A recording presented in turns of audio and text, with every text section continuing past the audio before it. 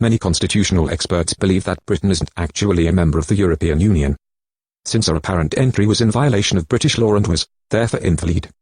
In enacting the European Communities Bill through an ordinary vote in the House of Commons, Heath's government breached the Constitutional Convention, which requires a prior consultation of the people, either by a general election or a referendum, on any measure involving constitutional change. The general election or referendum must take place before any related parliamentary debate. Britain has no straightforward written constitution, but the signing of the Common Market entrance documents was, without a doubt, a breach of the spirit of our constitution. Just weeks before the 1970 general election which made him Prime Minister, Edward Heath declared that it would be wrong if any government contemplating membership of the European Community were to take this step without the full-hearted consent of Parliament and people. However, when it came to it, Heath didn't have a referendum because opinion polls at the time, 1972, showed that the British people were hugely opposed, by a margin of 2-1, against joining the Common Market. Instead, Heath merely signed the documents that took us into what became the European Union on the basis that Parliament alone had passed the European Communities Bill of 1972.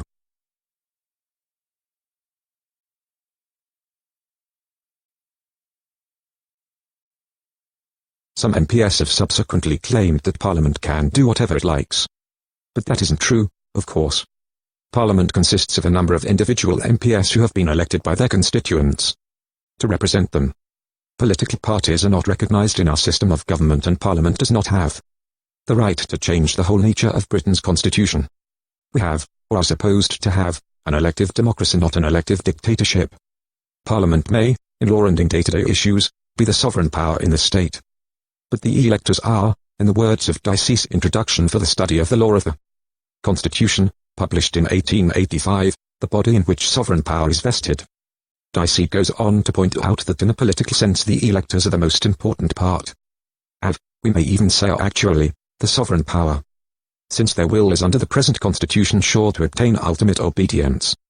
Bagehot, author of the English Constitution, 1867, describes the nation through Parliament as the present sovereign.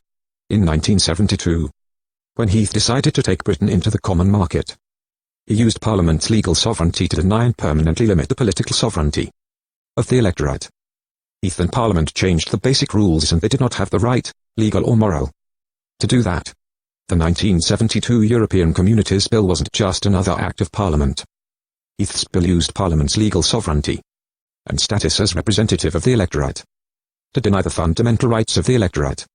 Precedents show that the British Constitution, which may not be written and formalised in the same way as the American Constitution is presented, but which is, nevertheless, enshrined and codified in the Magna Carta, 1215, the Petition of Right, 1628, the Bill of Rights, 1689, and the Act of Settlement, 1701, requires Parliament to consult the electorate directly where constitutional change which would affect their political sovereignty is in prospect.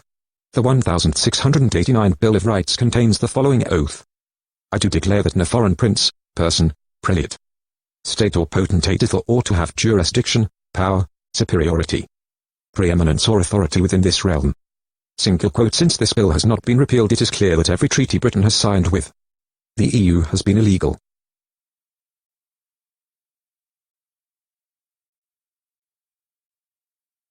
So, for example, Parliament was dissolved in 1831/2 to obtain the electorate's authority for the Reform Bill, and again in 1910 following the Lords' rejection of the Liberal Finance Bill. In 1975, when the government changed, Harold Wilson sought to put right the clear constitutional error by organising a retrospective referendum, something quite unprecedented in British history, designed to obtain the permission of the British people for Britain to join something it had already joined. Wilson's referendum was inspired solely by the realization that the consent of the electorate ought first to have been obtained before we joined the EEC. The lack of legitimacy of the European Communities Act brought about the decision by the incoming Prime Minister and Labour leadership that a referendum should be held in preference to yet another general election.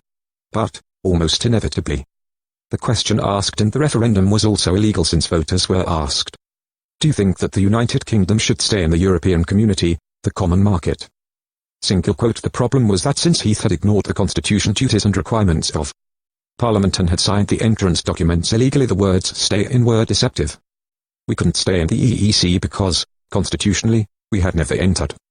We couldn't enter the common market because Parliament did not have the right to sign away our sovereignty.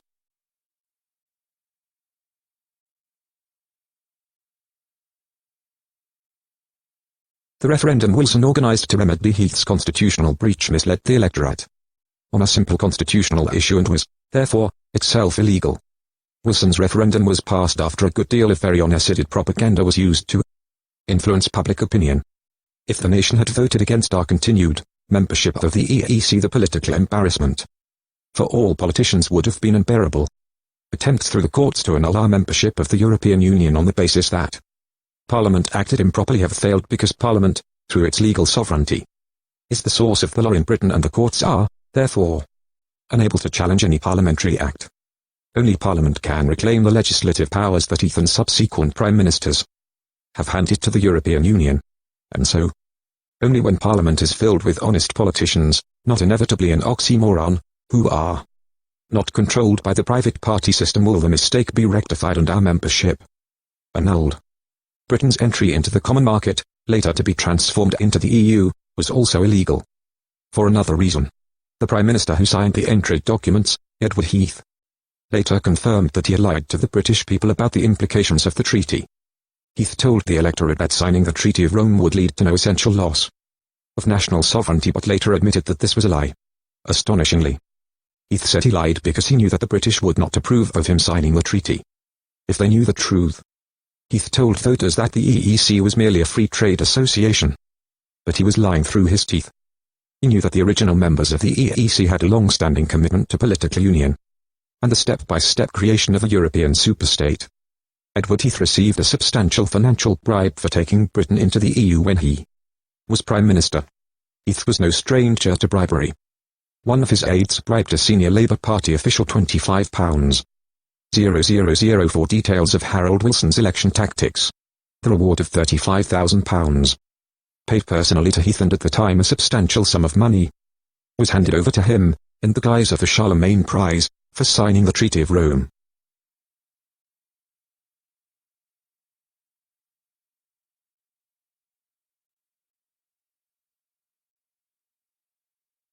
Because of Heath's dishonesty, we never actually joined the common market.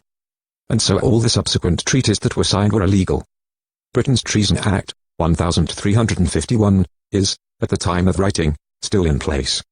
It states that treason is committed when a man be adherent to the king's enemies in his realm, giving them aid and comfort in the realm. And under the Treason Felony Act, 1848, it is treason if any person whatsoever shall, within the United Kingdom or without, devise or intend to deprive our most gracious Lady the Queen, Elizabeth, from this style, honour or royal name of the imperial crown of the United Kingdom. Our membership of the European Union will mean the end of the United Kingdom. So, since our membership of the European Union will doubtless deprive our most gracious Lady the Queen from this style, honour or royal name of the imperial crown of the United Kingdom, Britain's entry into the common market, under Edward Heath's signature, was null and void. Heath committed an act of treason. He betrayed the Queen and he deliberately misled the British people. Does any of this really matter to politicians? Is there any hope that Parliament will repeal the 1972 European Communities Act and restore sovereignty to the people? Not in the immediate future.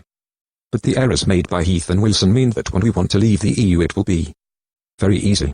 Because, officially, we never joined. An independent British Parliament would simply have to pass one short Act of Parliament and give notice to the EU, and we would be out of this accursed club.